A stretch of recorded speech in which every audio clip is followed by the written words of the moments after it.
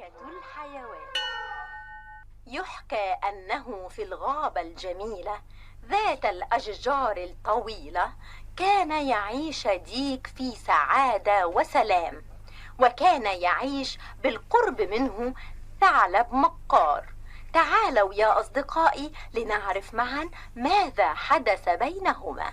لابد أن أفكر في حيلة ذكية أستطيع بها أن أصيد هذا الديك الكبير. شعر الديك الذكي يا أصدقائي بحركة غريبة وأصوات مريبة تأتي من وراء الشجرة، فما كان منه حين شعر بالخطر يقترب منه إلا أن قفز قفزة كبيرة ووقف على غصن الشجرة عاليا. صباح الخير يا عزيزي.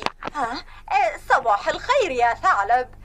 جميع حيوانات الغابة تتحدث عن صوتك الحسن وصياحك الجميل، فهلا نزلت من الشجرة ووقفت بالقرب مني حتى أستطيع أن أسمعك بوضوح وأستمتع بحسن صوتك. يا لك من ثعلب مخادع، كيف آمن على نفسي منك وأنت الثعلب الكاذب المكار؟ ألم تسمع يا صديقي العزيز عن القانون الجديد؟ القانون الجديد؟ ما هذا القانون يا مكار؟ اخبرني به، أنا لم أسمع به قط. لقد فرض ملك الغابة الأسد العظيم قانونا يزيل العداوة بين جميع حيوانات الغابة، فالذئب يصاحب النعجة، والقط يلعب مع الفأر، والثعلب يحادث ويستمع إلى الديك صديقه، فسيعود السلام والوئام. أخذ الثعلب المكار يا أصدقائي يكذب ويكذب على الديك الذكي الذي لم يصدقه بالطبع. حسنا أيها الثعلب المكار، إذا كنت صادقا فاذهب الآن أمامي إلى بيت عدوك الكلب وأرني كيف أصبحتما صديقين، وأنا أعدك أن أنزل من الشجرة وأغني لك فور عودتك سالما.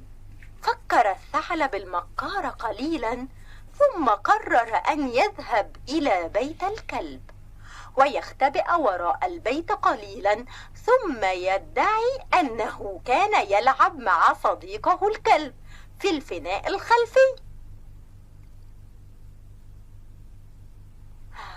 الحمد لله، الكلب نائم ولم يشعر بوجودي. سوف أختبئ قليلا خلف المنزل ثم أعود للديك وأكذب عليه وأقول له إنني كنت ألهو وألعب مع صديقي الكلب.